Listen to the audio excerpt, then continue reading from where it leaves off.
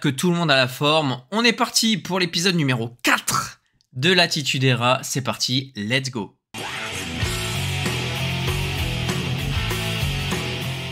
Alors, avant toute chose, n'hésitez pas à vous abonner, à lâcher le petit pouce bleu si ça vous plaît, à venir sur la deuxième chaîne YouTube, sur les réseaux sociaux et sur Twitch. On fait du jeu vidéo, donc pour ceux qui en sont fans, n'hésitez pas. Jeux vidéo, notamment du sport, basket, bref. Vous allez voir, on s'amuse bien en live. En attendant, on va parler de l'Attitude Era, l'épisode numéro 4. On s'était arrêté juste avant le King of the Ring. Et un épisode qui, franchement, va être sympa. Il va être sympa, pourquoi? Parce qu'on va commencer du coup avec le King of the Ring 1997. Triple H, on va l'appeler comme ça maintenant parce que Hunter Hemsley, voilà, c'est compliqué à dire, donc on va dire Triple H. Ahmed Johnson grâce à l'intervention de Chyna. Donc Ahmed Johnson très frustré après le match suite au fait de sa défaite à cause de Chyna. Ensuite, Ryan Pillman est interviewé par, alors je sais plus son nom. Il est en train de cracher globalement sur Austin, sauf que malheureusement, qui apparaît derrière lui? Stone Cold lui-même qui l'attaque par derrière, qui lui fait manger ses morts, hein, clairement, dans les vestiaires, jusqu'à l'emmener aux toilettes où carrément il lui plonge la tête dans la cuve des chiottes. Donc moment assez sympa, très Stalkonest. Ça fait plaisir de commencer cet épisode sur quelque chose comme ça, donc c'est assez cool. C'était assez cool.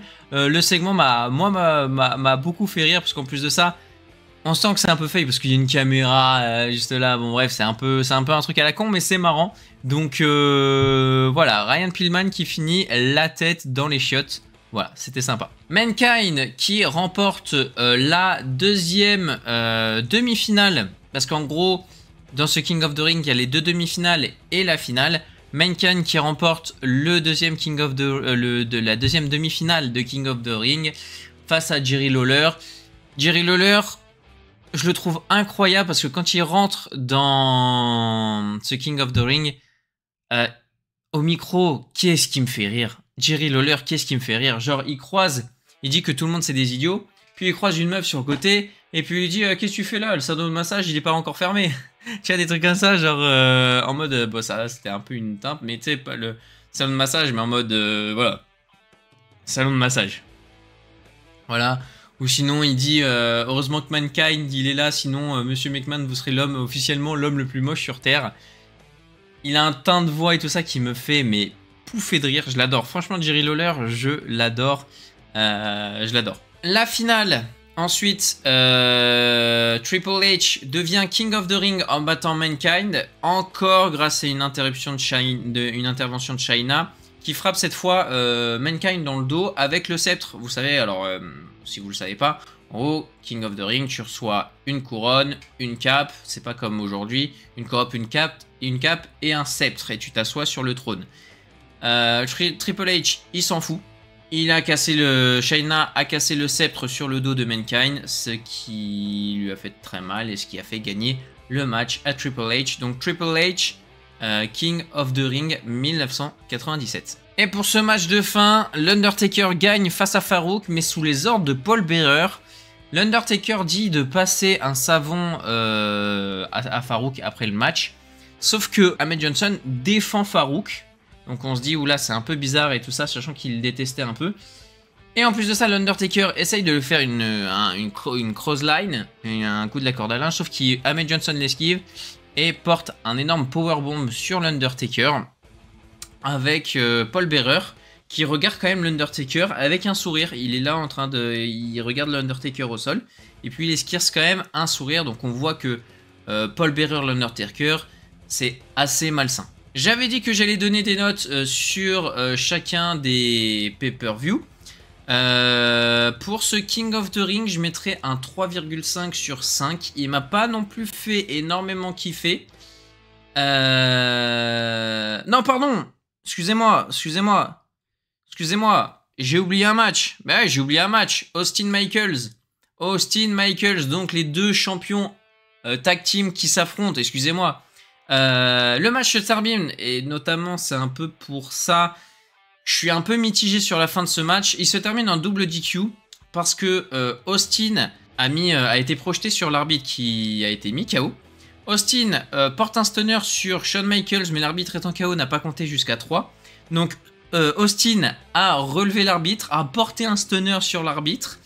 Puis ensuite, Shawn Michaels a mis un switch-in music sur Austin. Il tente le tomber, mais l'arbitre a encore KO du stunner, donc il y a un deuxième arbitre qui arrive.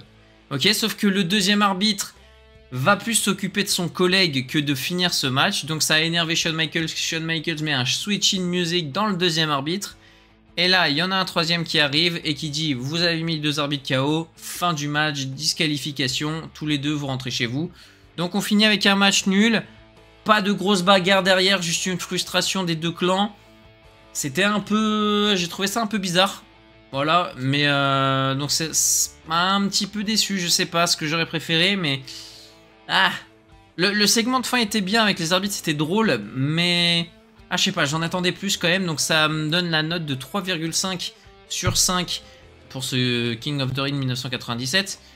J'ai bien aimé, quand même, donc c'est pour ça que je mets au-dessus de la moyenne, parce que je m'attendais à ce que ça soit Mankind qui arrive à être King of the Ring et pas Triple H. Triple H, il n'avait pas non plus un énorme momentum comparé à Mankind. Donc je m'attendais vraiment pas à ce que Mankind devienne champion, mais bon, bah, à ce que Triple H devienne champion, je m'attendais à ce que Mankind devienne, donc ça a été une surprise, donc j'étais surpris. On aime quand même être surpris dans le catch, parce que bon voilà, le scénario, tout ça, donc on aime quand même être surpris. Donc j'ai été surpris, donc ça me met 3,5, mais c'est vrai que c'était pas le meilleur King of the Ring que j'ai vu de ma vie.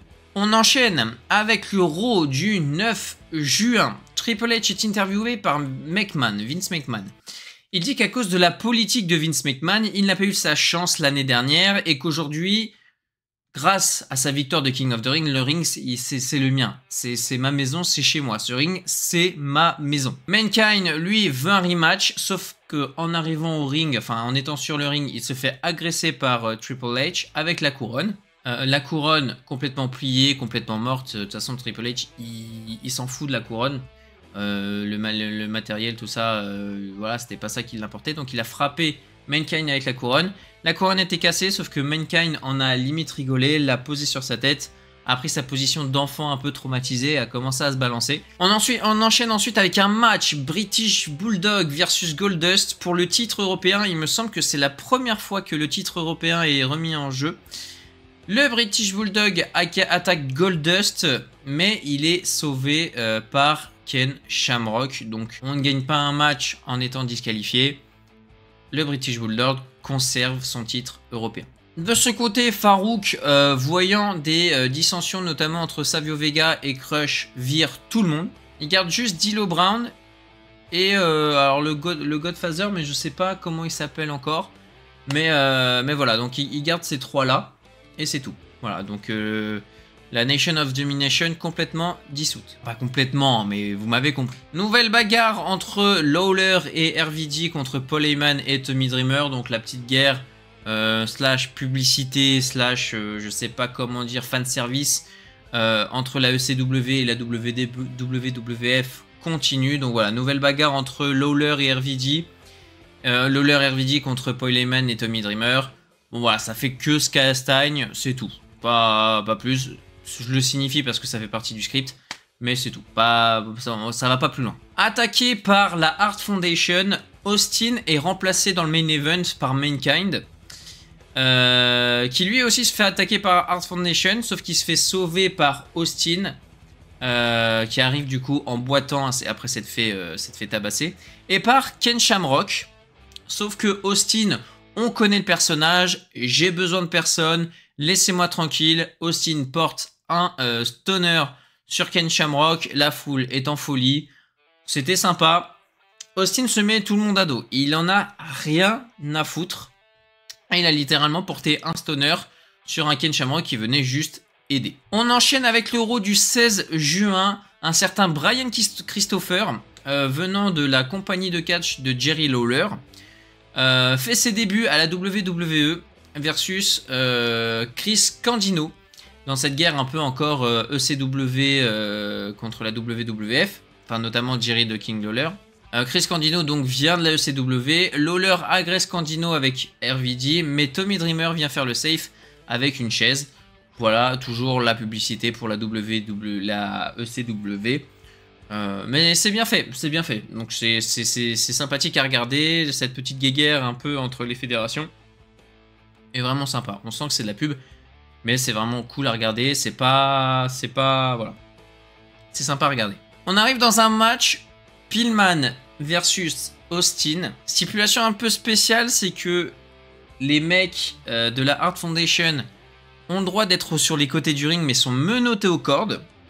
On se doute bien qu'à un moment, ils vont être libérés, chose qui se passe. Tout le monde attaque Austin, sauf que Legend of Doom, Ken Shamrock et Goldust font le safe. Ce qui fera du coup à Ignora's Canadian Stampede un 5v5 dans le main event. Donc la Hart Foundation contre Austin, LOD, Shamrock, Goldust et un autre qui pour l'instant on ne le connaît pas. Suite à sa défaite dans la demi-finale du King of the Ring volée par Chyna et Triple H et par l'attaque du Taker à King of the Ring, du coup Ahmed Johnson fait un heel turn et décide de rejoindre LOD. Donc voilà, les membres de LOD, donc la Nation of Domination, sont maintenant 4 avec une grosse force du coup. Ahmed Johnson sous évidemment les huées du public, parce que Ahmed Johnson était quand même très apprécié du public. Je suis pas un énorme fan d'Ahmed Johnson, il me dérange pas, hein, mais je suis pas non plus un énorme fan. Mais bon, voilà, il rejoint la Nation of Domination. Donc encore un noir dans ce groupe constitué de noirs qui se plaint évidemment du racisme aux États-Unis. Et Ahmed, en fait, Ahmed Johnson, on sentait les prémices. Dans une interview que je vous avais dit dans un des derniers épisodes, il a dit « Oui, c'est vrai, je suis d'accord avec Farouk, mais je n'aime pas ses manières de faire. » Ensuite, à King of the Ring, il protège Farouk de l'Undertaker. On le sentait arriver. Ça a été fait. Donc, Ahmed Johnson rejoint la Nation of Domination. Du coup, l'euro suivant, Nation of Domination, ils arrivent sur le ring. Et Ahmed Johnson embrouille Vince McMahon. Donc, il est avec le micro sur le ring et s'adresse directement à la table des commentateurs où est Vince McMahon, en lui disant que c'est toi qui es le patron, tout ça c'est ta faute, car depuis que je suis là, je n'ai jamais eu d'opportunité. Et là, Crush arrive avec son gang de motards et confronte Enodi, ça part en bagarre. Faut savoir que maintenant, depuis que Crush et Savio Vega ont été virés de la Nation of Domination, les deux ont formé leur gang, donc Crush d'un côté, le cliché du motard blanc qui est du coup face à Enodi, donc le cliché du noir un peu plus hip-hop, tout ça. Et Savio Vega, donc là le cliché aussi du gang de latino avec vraiment les trucs moulants, les bien sapés, les grosses voitures bien pumpées. Donc en vrai c'est assez sympa, moi je trouve ça cool. Enodi j'aime bien parce qu'ils sont vraiment bons et détestables. Crush et tout ça, bon bah ça fait plaisir, une guerre de gang et tout, ça va un peu dans le sens que veut prendre la WWF. Et Savio Vega, bon est-ce que c'était forcément nécessaire, je sais pas, mais suite à l'histoire au fait qu'il se soit fait aussi virer, bon c'est pas non plus déconnant. Donc sympa à voir la suite, mais ça annonce du bon. Ça, en tout cas j'aime bien. J'aime bien. Enodi, je suis fan. Crush, le gang de motards, je suis fan. Et Savio Vega qui arrive dedans, ça peut vraiment faire un truc, le triplé, la guerre des gangs en triangle, là, comme ça peut être vraiment sympa. Petit aparté sur le match entre Flash Funk et Sabu. Rien de spécial, pas d'histoire, rien, juste le match est très bon. Donc je vous le conseille, on voit du Sabu à l'action, chose qu'on ne verra pas beaucoup parce que il fait partie de la ECW. Quel catcheur, wow, incroyable. Franchement la prestation, la performance qu'ils ont qu'ils ont proposé, Flash Funk et Sabu, c'était vraiment bon. Donc voilà, si vous voulez regarder un bon match, je vous dirai pas la suite pour éviter de vous gâcher le suspense. Mais le 23 juin 1997, Flash Funk contre Sabu, le match est sympa, donc allez le voir. Voir Sabu de toute manière, c'est toujours sympathique quand on est fan de catch. Un tournoi tag team a été organisé. Et petit fait marrant, c'est qu'en fait Mankind veut être pris parce que il n'y a plus Shawn Michaels qui est blessé. Du coup, Mankind se balade avec une pancarte où il y a marqué Pick Me Steve, et il se balade un peu partout avec cette pancarte. Donc il veut être le tag team de Austin pour pouvoir défendre la ceinture à la fin du tournoi. Donc un tournoi tag team est organisé. Dans ce tournoi, je ne vais pas évoquer tous les matchs, mais il y a notamment Taker et Vader, l'Undertaker et Vader qui affrontent Nation of Domination. La Nation of Domination passe le prochain tour car le Taker décide d'attaquer Vader. Et suite à cette attaque, et là ça devient très intéressant, Paul Bearer dit qu'il fera une grosse annonce la semaine prochaine. Voilà, c'était pas un gros Raw, mais on finit vraiment sur ça. Paul Bearer qui dit j'ai une immense chose à dire, mais j'attendrai. Et l'Undertaker, crois-moi, tu vas avoir peur. On passe du coup au 30 juin. Le fil rouge, c'est Paul Bearer. Voilà, Paul Bearer, en gros, quasiment tout le Raw, c'était Paul Bearer. Qu'est-ce que vous souhaitez nous dire, machin. Et en fait, Paul Bearer, il dit, c'est pas encore le temps, c'est pas encore le temps. Évidemment, on se doute bien que ça va être fait à la fin du show. Au niveau du show en lui-même, il n'y a pas grand-chose à dire. Mais par contre, une fois que le fil rouge a été fait, c'était vraiment bon. C'était vraiment bon. On retrouve Paul Bearer qui annonce que le Taker a un frère du nom de Kane. Pour Kane, l'Undertaker était un héros, mais il avait une très mauvaise influence sur lui. Kane jouait un peu trop avec le feu, donc à cause de l'Undertaker, parce que l'Undertaker aimait bien aussi le faire, donc il donnait une mauvaise influence, sauf que Kane, ça s'est mal passé, il a joué avec un briquet et un liquide dans la main et a brûlé la maison funéraire.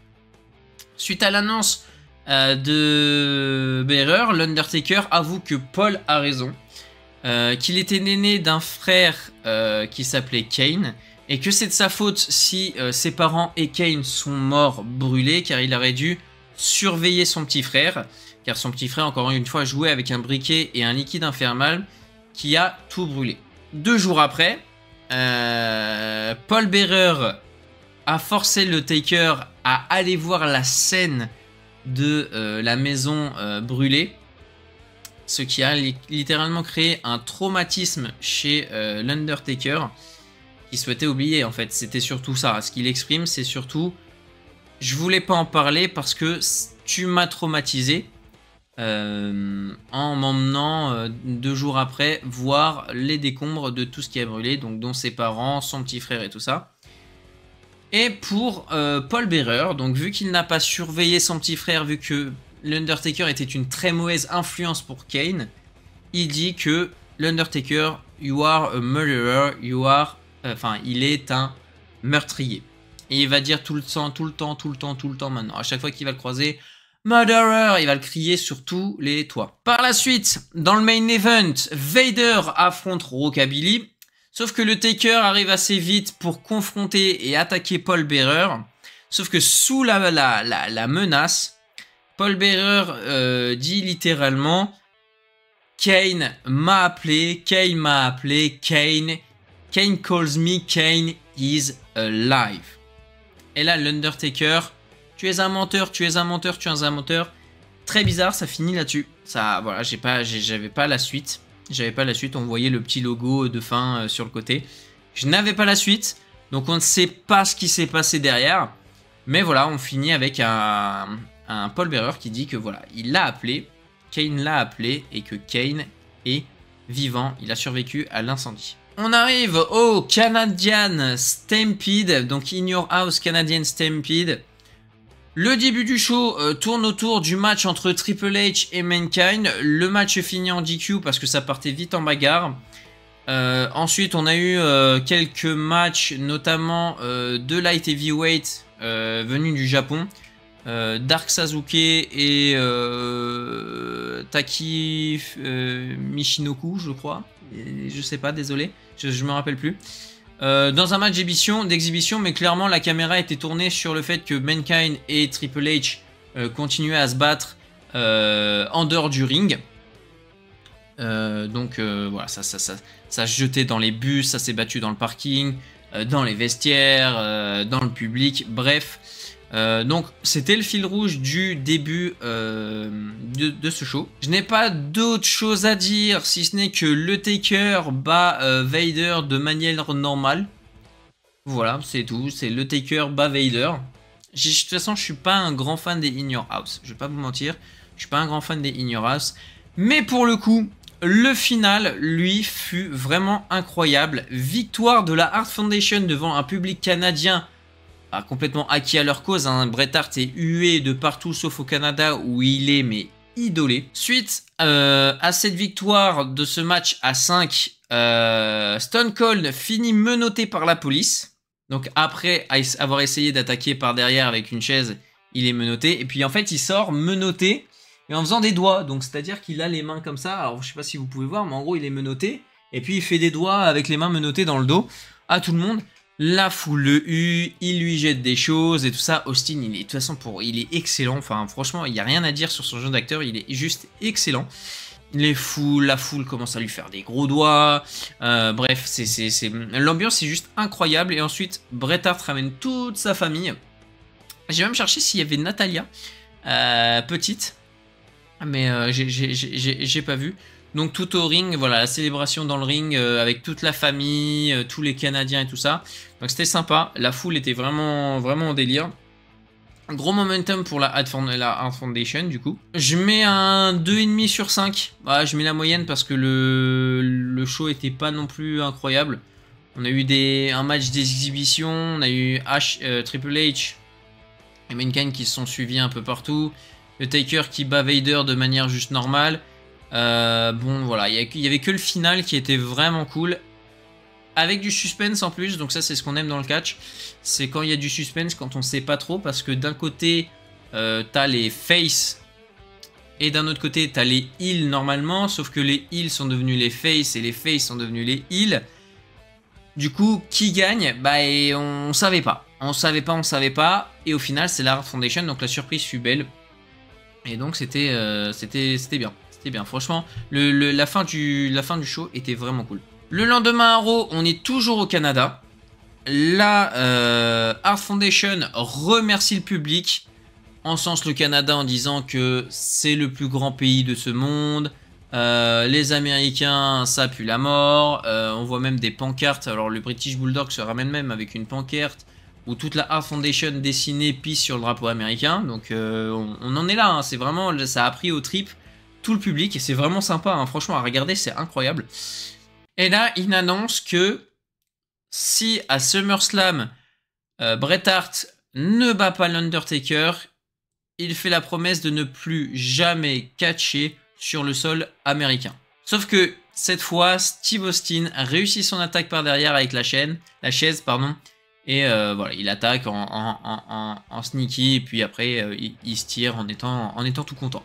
On arrive à la finale du tournoi tag team où la Nation of Domination est disqualifiée du match par décompte à l'extérieur. Tout simplement parce que le gang de Savio Vega et le gang de Crush sont venus les agresser. Sauf qu'ils sont restés à l'extérieur du ring et que Owen Hart a eu le réflexe de remonter sur le ring avant le décompte de 10. Et c'est comme ça que la Hart Foundation, Owen Hart et le British Bulldog se sont qualifiés pour aller affronter Austin et son futur coéquipier, s'il y en a un. On se retrouve pour une interview de Austin qui promet juste que, vu que Bret a fait un pari sur lui-même en mode « si je perds, je ne catch plus aux États-Unis », et bien tout simplement, Steve Austin a dit « si je perds face à Owen Hart, je lui embrasse les fesses. Je me mets à genoux et je lui embrasse les fesses. » Je sais pas pourquoi ils prennent des risques comme ça, ils se donnent des stipulations assez bizarres. Mais bon, voilà, on a Ken Shamrock qui, s'il perd contre le British Bulldog, va manger de la bouffe pour chien. Voilà, on a tous ces trucs. Et si Ryan Pillman perd contre Goldust, il enfilera la robe de Melina. Bref, c'est n'importe quoi. Mais bon, voilà, ils veulent se donner des trucs comme ça. Donc écoutez, voilà, c'est le script. C'est le script, c'est le script. Austin est attaqué par Mankind, est attaqué mais toujours sauvé par Mankind avec sa pancarte, toujours Pick Me Steve. Sauf que une fois que Austin a été sauvé, il a fait pareil qu'avec M. Shamrock. Il a mis, alors au début il l'a pris dans ses bras, il a pris Mankind dans ses bras, il lui a dit allez viens me faire un câlin. Mankind innocent, il le prend dans ses bras et tout ça. Mankind se retourne dans le, enfin de dos. Et là, Austin, stunner sur Mankind, et il lui dit avec le micro, tu ne seras jamais mon équipier, tu es un freak, un fucking freak, et j'ai pas besoin de toi. Voilà, en gros. Donc, Austin, il pourrait avoir des alliés, mais il en veut pas. Il en veut pas, il en veut pas. Suite à quoi, Mankind dit, bah écoute Austin, je voulais être ton ami et t'aider. Sache que la WWE, toi et moi, nous ne serons plus jamais pareils à partir de la semaine prochaine. Donc, après Paul Bearer, une grosse annonce de la part de Mankind la semaine prochaine à Raw. On arrive au Raw du 14 juillet, la Hart Foundation refont une promo, mais cette fois c'est au Texas, donc forcément ils ne sont pas bien accueillis, c'est le pays de Steve Austin. Donc ça va être marrant parce que sur 3 épisodes, ils vont faire Canada, Texas, Canada. Et puis après, on va repartir full États-Unis. Ça rend le programme archi intéressant et le public, enfin vraiment, c'est vraiment cool. Le rôle du public est vraiment cool. Franchement, je vous conseille d'aller voir quand même. Parce que bah voilà, quand on change de pays, on change forcément les heels et les faces. Donc je trouve ça assez sympa. Donc la Hart Foundation refait une promo. Donc cette fois au Texas, mais ils sont interrompus par Austin, Michaels, Psycho Sid, je sais pas ce qu'il fout là. Honnêtement, je sais pas ce qu'il fout là. On lui donne plus de momentum.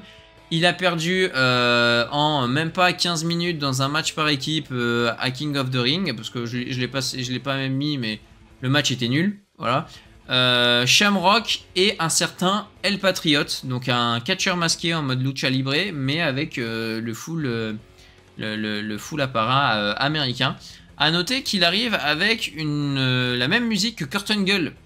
Et voilà, donc je vais faire genre que je connais pas. Mais il arrive avec bref.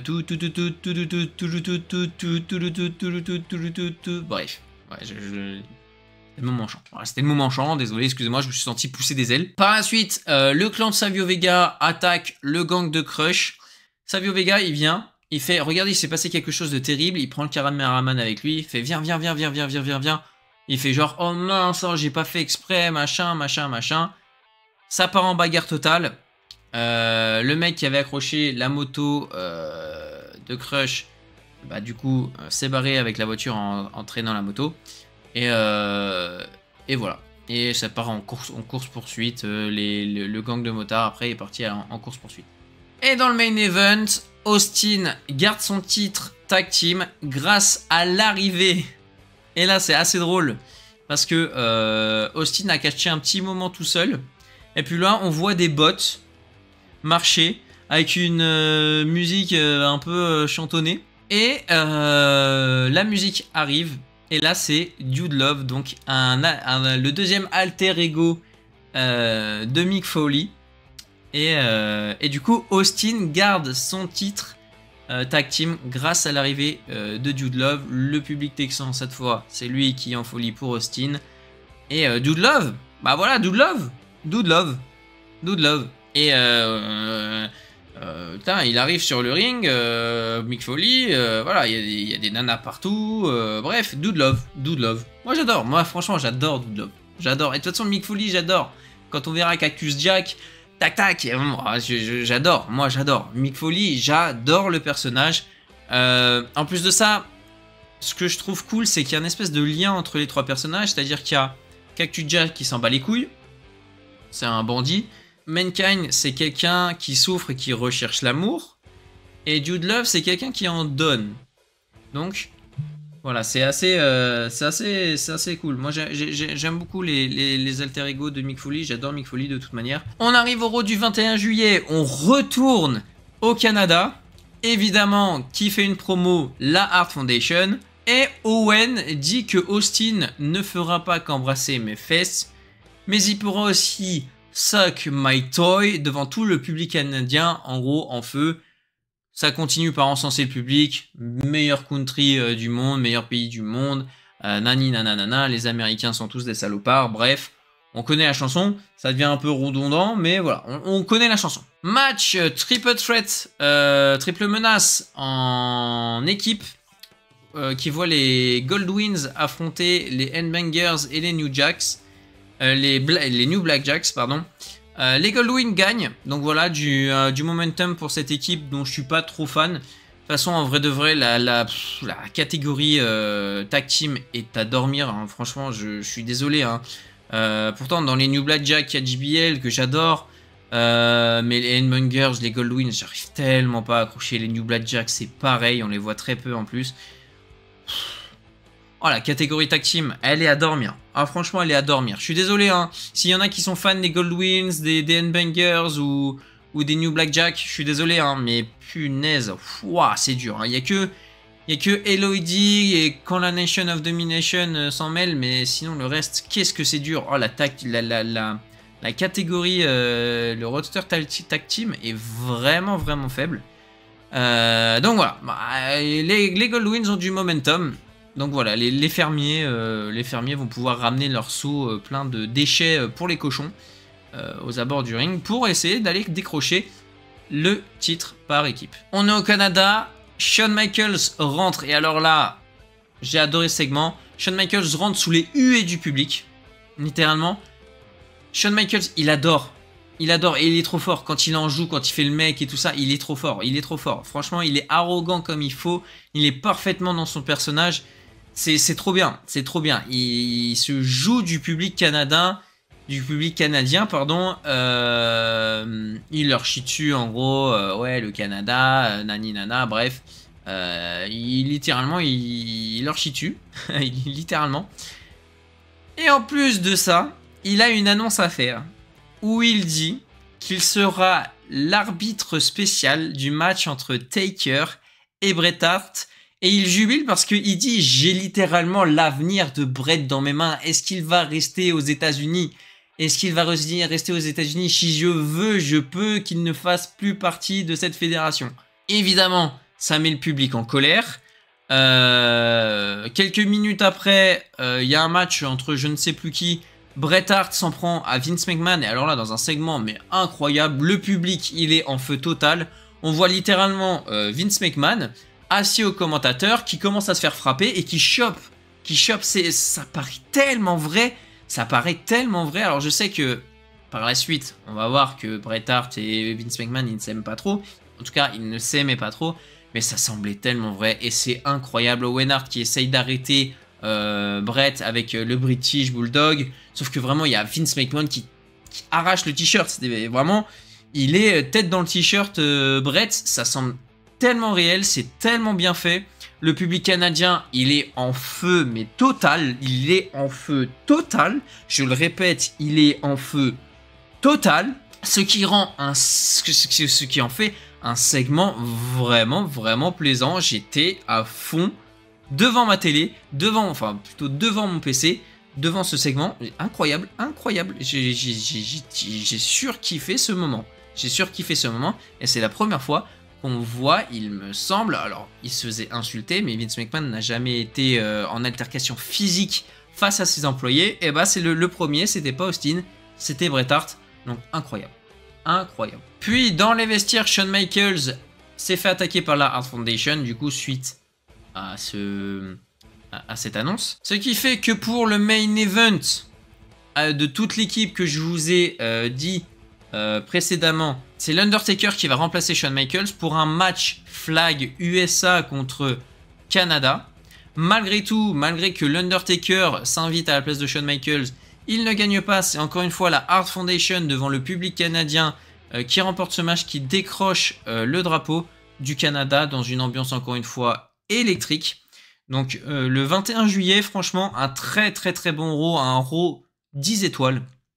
Parce que franchement, rien que le segment où Shawn Michaels annonce qu'il est l'arbitre et que quelques minutes après, Bret Hart déboule pour s'en prendre à Vince McMahon en mode tu continues à me voler et qu'il lui met des grosses patates. Rien que pour ça, ce Raw 10 sur 10. 10 sur 10, je veux rien savoir. Et on va arriver à ce dernier Raw avant SummerSlam, le 28 juillet. Pas grand chose à dire, on se prépare surtout pour le gros festival de l'été. Dude Love et Austin conservent leur titre face aux Goldwings. Mankind attaque Triple H en se faisant passer par un caméraman. Donc il remplace le caméraman, il tient la caméra.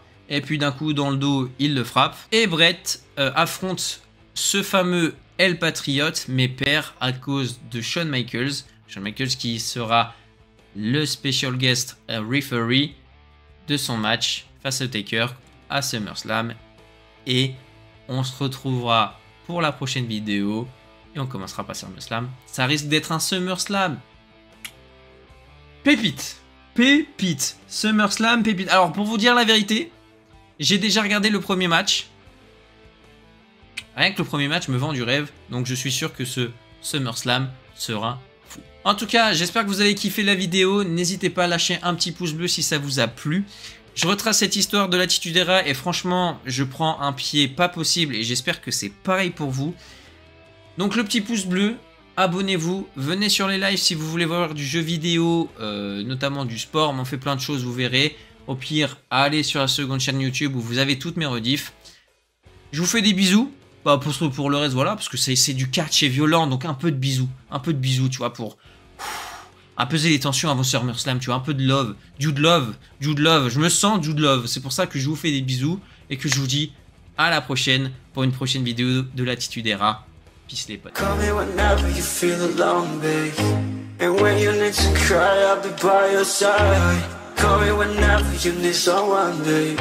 And when you need to escape from 1,000 fires, I'm gonna kiss you.